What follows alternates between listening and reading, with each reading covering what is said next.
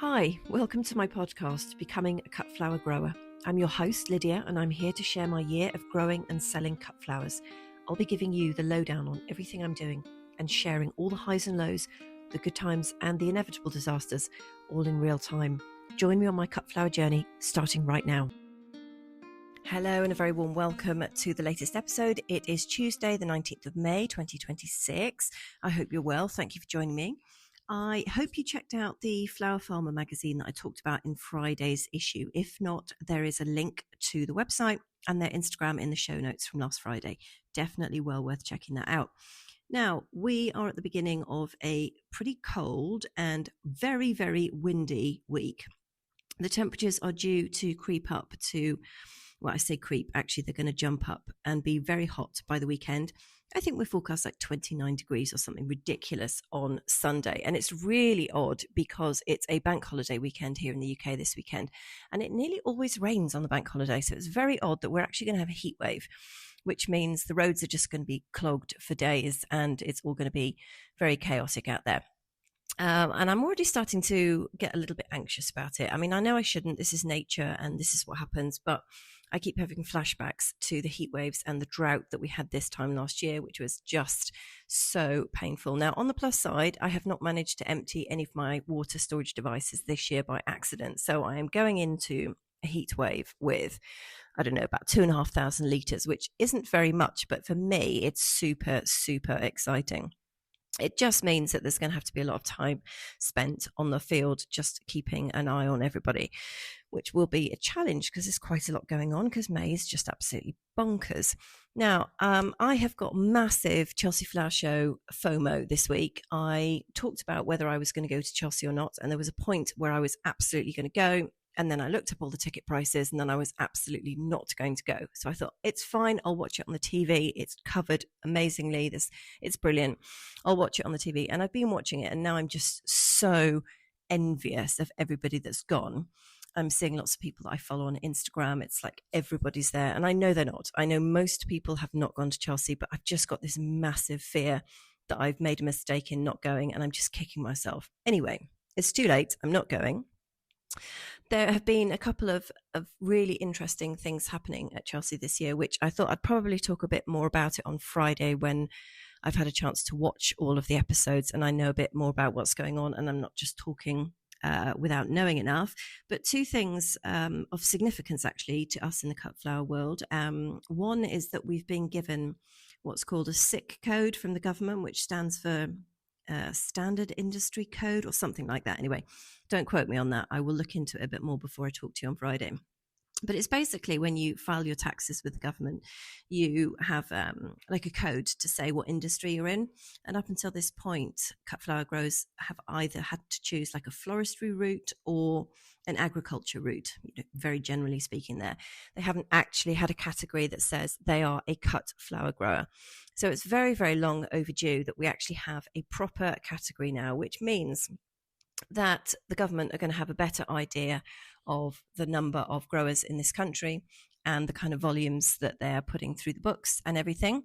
But the most exciting thing really, because that just helps the government out and we don't always want to do that, is that it means that there are lots of grants and funding now available for this sector which weren't all automatically available before.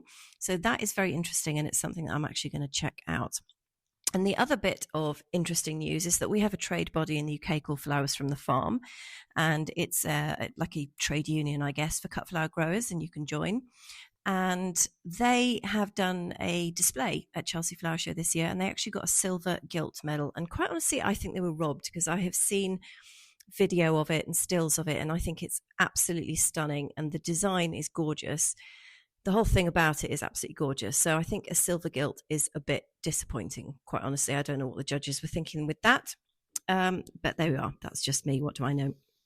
Now, I just got back from the plot via Sainsbury's to buy an absolute ton of chocolate because it's just one of those weeks and I'm just not fully enjoying it, which is often the case with May, quite honestly. Anyway, I went to put the chickens to bed tonight and Shirley Bassey had flown out of the enclosure and she was running around the flower field.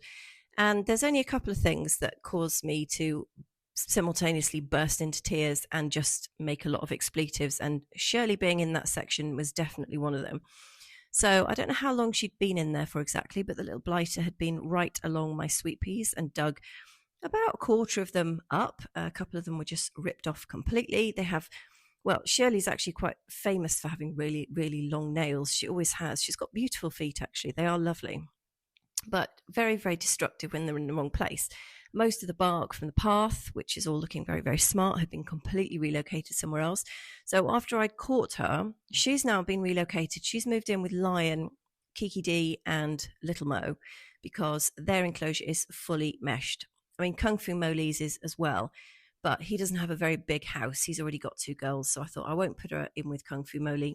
And he's also just wants to have sex all the time. So I thought, no, I don't, I'm not that cross with her. So she's gone in with Lion and fully meshed over the top. So she can't fly out anymore. I will never buy a breed of chicken that is a lightweight chicken ever again, because they just go straight over the fence panels. They go straight over everything. They just fly. They're just super, super light. They're like pigeons. The lighter ones have to go in the meshed enclosures so that they can't fly out and just cause chaos. But Shirley, she's always been quite a calm bird, but she's just a bit bored in there. I think she's had enough of Roland. Anyway, she'll have plenty of fun with Lion anyway when he wakes up in the morning. So I had to get all the tools out of the car and go and replant all of the sweet peas and sort all of the bark out and make that all tidy. And yeah, I just thought, I was driving home and I just thought, oh my goodness, all I need is chocolate, more chocolate. So that's what I've got. So when I finish this, I'm going to dive straight into a bag of Dairy Milk buttons. And I'm not being sponsored by Dairy Milk, by the way. It's just my preferred brand of choice. Now, I've got lots to tell you about. I've got some news from the field, apart from the destruction from Shirley Bassey. I've just done a second lot of hardy annuals planted out, 254 in total. I'm always really proud of these numbers. And then when you go out into the field, you can barely see them because they're pretty tiny. So these guys all went in the bed next to Roosty's old house. And I have planted out Ami, Orlia, Panicum, the Clarkias, more Agrostemma, Stocks, and also Status. Now, the Clarkia are really funny. This is a tray of Clarkia, which is a flower that I've never grown before. Looked really nice in the packet, and they were sort of last-minute emergency purchase. And the seedlings were so pretty. Like I've mentioned this before, but I'll say it again. They were just the prettiest seedlings I've got so far. They're really lovely. So I had this tray and they were hardening off, and they went up to the plot to be waited to plant out. And they just had a bit of a crisis. I don't know what happened. And they all sort of wobbled and fell over a bit. So I brought them home just to keep an eye on them for a little bit. And then I thought, no, you really need to go into the ground. But they don't seem to have enjoyed the temperature fluctuations, which is strange because they're a hardy annual and they have been hardened out. But I had a disaster with them. I was carrying the tray from the table to the bed, and I thought, oh, this tray feels quite light, actually. I'll just give them a bit of a soak before I plant them. And I thought, I won't go and get the watering can and use the watering can on them because it's a bit much to do something at close range. I didn't want the water spilling everywhere because it's very precious. I'll hold the tray under the water butt. And the water butts are mostly located where the living paths are, which is a fancy way of saying it's a bit of pathway where I just don't cut anything. And there's tons of weeds and grass and blah, blah, blah. So I bent over to water this tray or hold it under the water butt. And there were all these weeds in the way. And so I just kind of wiggled a bit, pushed the tray under and heard this kind of crunch. And I managed to just squash a whole bunch of them and just snap them in half, trying to wedge them under the water butt, which is just the stupidest thing you could do. I'd have been better off just putting them in the ground and then watering them properly. So I won't ever make that mistake again. Now, the seedlings sown on the 16th of March, which was my second sowing. I started on the 6th of March. So the 16th of the March ones are performing so much better than the first sowing I ever did on the 6th of March. Now, if you remember, I did soil blocking at the beginning. So everything on the 6th of March, I started off terribly excitedly with soil blocking, made a right hash of it, took far too long. So I canned it and just started putting everything in my chicken thigh trays. And the chicken thigh tray stuff has just totally outperformed the soil block trays. The seedlings are much bigger. The root system was much better. And this is no fault of the soil blocking thing at all. This is entirely my fault for not knowing what I was doing, not practicing, and then expecting absolute miracles. So things stayed in the soil block trays as such as they were for far too long, and I bought the wrong size. So that is entirely my mistake. But it's very interesting to see the difference. And certainly I think my technique of sowing seeds is better adapted to using the tray system. Now, the Orlia, I have lots of Orlia. I've got lots of Orlia in trays. I've just planted some out as well. But the most amazing stuff is what's self-seeded from last year. That is just about to flower. And it absolutely confirms it for me that sowing in the autumn is 100% for me the way to go. I'm looking out at the plot now, and I've put hundreds and hundreds of seedlings out. And yes, they're all getting going and they're all fine. But literally 6 foot away from them is seeds that just did their own thing, put themselves where they wanted, and they're just about to flower. Ditto the cornflowers, which are scattered all over the plot in really random places. And what's bizarre is that there are no cornflower seedlings anywhere near where the cornflowers were last year. So they've clearly traveled quite some distance, but definitely 150 million% I'm going to be doing autumn sowing of my hardy annuals, because it's just clearly going to be the best option for me. Now, the living paths, which I've just mentioned, are fabulous. I absolutely love them. Now, it's a sort of, well, why did I do it? I cut my beds out of the ground that was already ruined by the chickens. And so the living paths have just grown up at the same time as what was in those beds initially. I didn't have the resources to just completely clear everything and put bark down. I would love to do that because it is super nice and it looks tidy and it's great. But I'm also a huge fan of these living paths. And I listened to a couple of other podcasts from soil people and growers in the States. And they talk about the value of living paths. Now, the trick is to control them. Some of mine are at this point completely out of control. And because my other half is banned from strimming inside the cut flower section, we can't keep control of them in that way. So I have to get the shears out and shear the paths. And that is a very low priority task because there's always something else to do, which means that the living paths just get completely out of hand and you're just wading through this really lush vegetation. And there's all sorts of things growing in there and self-seeding around and all sorts. I tend to dig the dandelions up and give them to the chickens and the ducks because they love them. But I leave everything else because I think, well, I can just weed it out if anything has self-seeded. And the roots are obviously feeding the soil underneath, and the healthier the soil, the better all the plants are going to be. So I'm a real fan of living paths. The only trick at this time of year is to keep everything under control. What else? So the agrostemma that got planted out on the 4th of May has finally got going, and the Ami, in fact.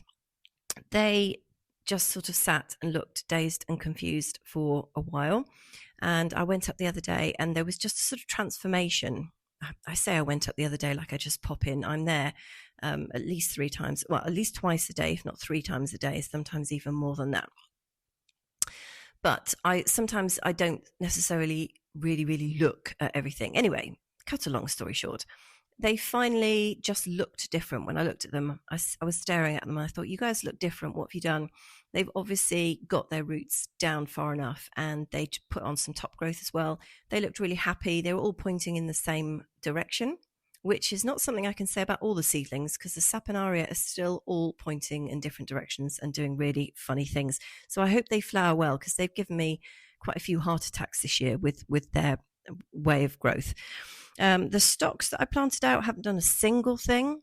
They are still contemplating life out there, so that's fine. Now, the next job I have to do is to weed around the dahlias and to mulch them again. So most of the dahlias have now got shoots on them, which is amazing. Some more than others. I understand now that this is a thing with dahlias. Some of them just appear earlier than others. They're all working to their own individual schedule, and that is absolutely fine. there are quite a few, well, no, not quite a few, but there are weeds around them. And there's also lots of forget-me-nots all around them, because for some reason I've had millions of forget-me-nots on the field this year. And I decided to leave them. Apart from the ones that were in silly places, they have been relocated to the dahlia beds, because I thought, well, it'd be nice to have a bit of spring colour, and I can always get rid of the forget-me-nots later if I don't want them.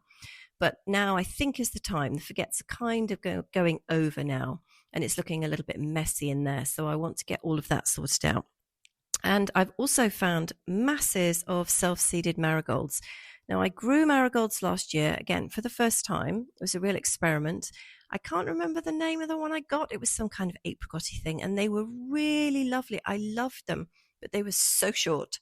And I was so disappointed. I don't know whether I just bought the wrong one or they were a bit stunted or whatever.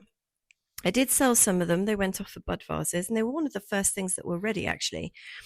And I did start to see more seedlings come up, and they're all over the place. And I thought, oh, well, I'll just leave them and see what happens. And they've just self-seeded, which just goes to show when you let nature do what it wants, you just get these wonderful plants rather than trying to mollycoddle these seedlings from a packet.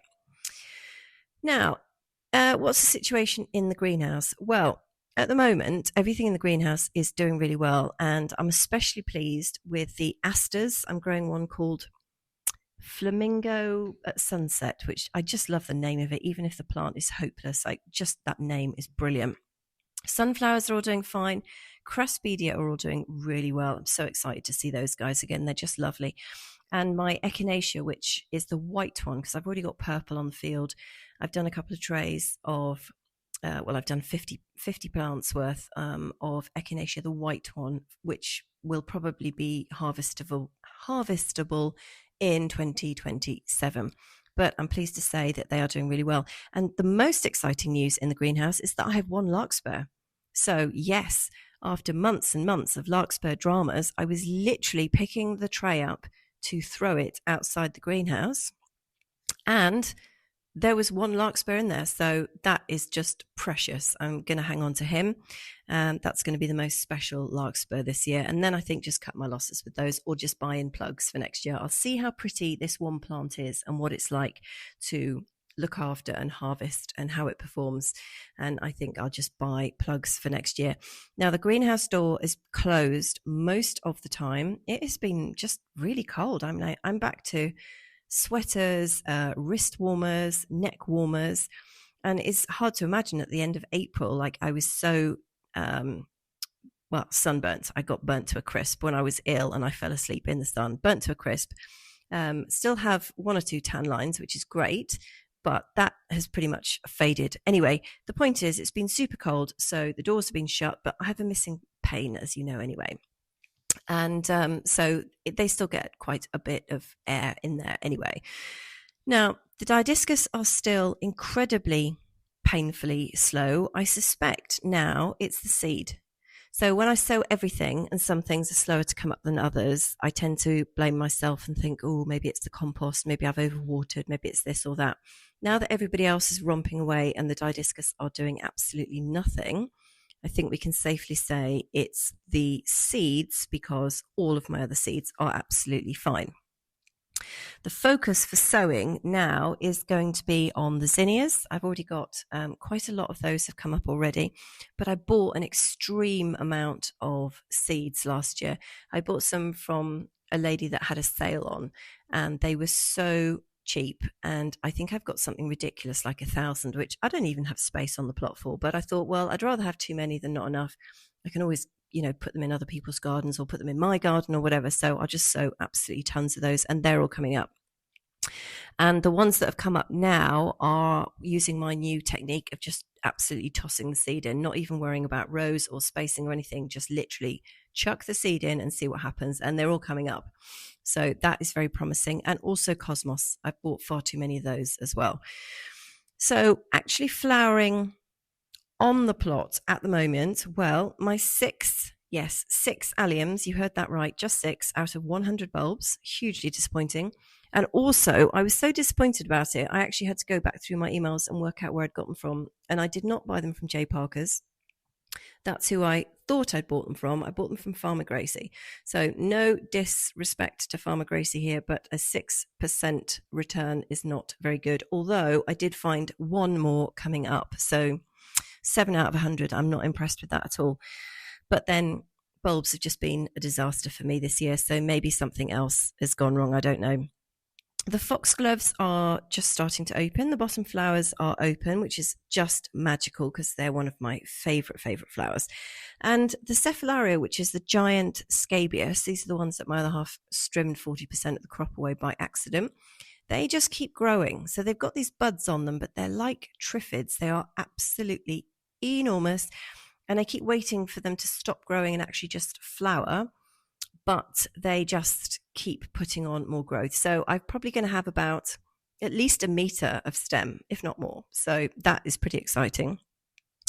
I've got a couple of whites, I've got a few dianthus, white dianthus, which are very pretty. They're just about to open. And I've cut my first peonies as well, but they are just for me because the stems were really short. It's the Carl Rosenfeld I've cut, which is that really deep, dark magenta. I absolutely love it. They are in a massive vase or jam jar. It's a massive jam jar. It's a vase on the kitchen table with some fennel foliage in. It's an odd combination, but it just looks really pretty. And I just love handling the fennel because it just smells really nice. Now, the couple of the rugosas are flowering. These were a very late purchase. And I bought what basically looked like a bunch of sticks. I only actually bought 10, I think. For some reason, I thought I'd bought 20, but I hadn't. I've only got 10. They're all supposed to be, I think, the red ones. And I've ended up with a white one in there, which is beautiful. So beautiful. But yeah, they still look like sticks, just very tall sticks with some leafy green foliage at the top and then only a couple of flowers. So I'm hoping those guys will spend the rest of the year bulking up. And my self-seeded Orlia, which is just about to open. Not very many of them, I have to say. So if I put any photos on Instagram, it'll look a whole load better than what I actually have. But I'm just so excited that they've self-seeded and survived the winter and they just know what they're doing. And I like that. I like the confidence of that. So the focus for me at the moment is to keep planting out the annuals, to not lose momentum because there are just so many other things going on, and to keep watering through the heat and protecting the seedlings through the heat as well. So my hardening off table is immediately outside of the greenhouse, and I have one parasol which I normally put up over the hardening off table to protect any seedlings from scorching, because it's not just the fact that they dry out to a crisp, it's also the fact that they can just get burnt. But the parasol is currently over the new goldfish, which I'd managed to get into their Belfast sink over the weekend as well. So I may have to relocate the parasol in the next couple of days because I don't know. The fish are kind of in the shade, so I think they'll be fine. I think the seedlings are actually, well, it's a tricky one. I was going to say I think the seedlings are more important, but actually in the priority of life, the animals, the chickens and the dog are always the top of the list, and everything else follows on from that, and I'm always at the bottom. But I think when it comes to the seedlings, I think the goldfish will probably have to manage. In fact, they're not goldfish. They are goldfish, but they're black goldfish, and they're only babies. Now, oh yes, what's the last thing on my list for my focus this week, because I had to write it down, is staying calm. And I've put here optimistically and enjoying the process. Well, I must have been in a really good mood when I wrote that, because that's not how I feel right now. But I hope you have a great rest of the week, wherever you are. If you're in the UK, enjoy the sunshine if you can. I don't know that us cut flower growers really enjoy the sunshine. In fact, I was talking to Isabel at the nursery where I'm making these hanging baskets. And, you know, if you talk to another grower about heat and temperature and drought and stuff, they literally just like roll their eyes because it's just the last thing we want. And I was saying to her, I remember when I was younger and you'd get so excited about sunshine and heat. And now I just look at the weather app and go, oh my God, how am I going to manage with that? Anyway, I'm sure it'll be absolutely fine. And I will be back on Friday when it will probably be absolutely roasting. And I'll give you an update of how I'm getting on. And hopefully I'll have had a chance to watch all the Chelsea Flower Show episodes and I can have a chat to you about that. So if you're at Chelsea or you are going, have a wonderful time. It looks like it's a really good show this year. And also the English Sweet Pea Company where I bought my sweet peas this year, they won a gold medal for their display, which just looked amazing. And I'm not surprised because they are wonderful, even if I have been picking up little tiny pieces of mine all evening, thanks to Shirley Bassey. So come back and join me on Friday. You're always very welcome, and have a great rest of the week. All the best.